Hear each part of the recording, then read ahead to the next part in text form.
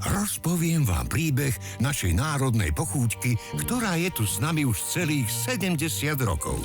Jej príbeh sa začal písať v roku 1954, keď šéf-kuchár Božko v závode Ryba vytvoril božské spojenie trešcieho mesa a lahodnej majonézy.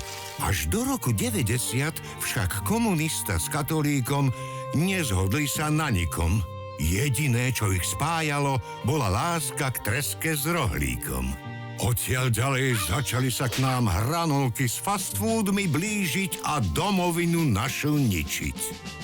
Oj, tresko nášho rodu, tas svoj rožok za našu slobodu.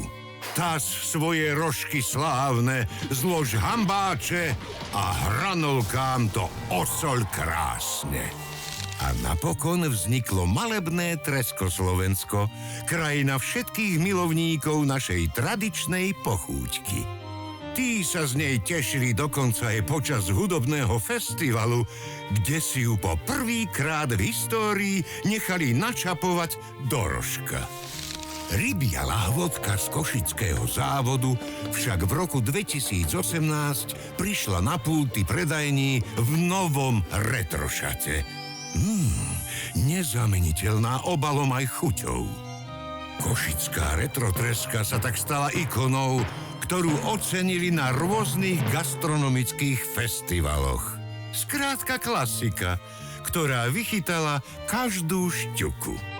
A keď som v roku 2020 odhalil, že do ostatných tresiek na trhu pridávajú aj slede, našu tradičnú retrotresku výhradne z treščieho mesa ospevovali v každom rožku Slovenska.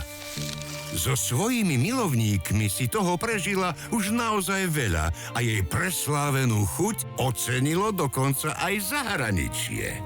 Napokon naša rídzo slovenská a jediná tradičná treska je tu s nami už celé 3 generácie. Ďakujeme.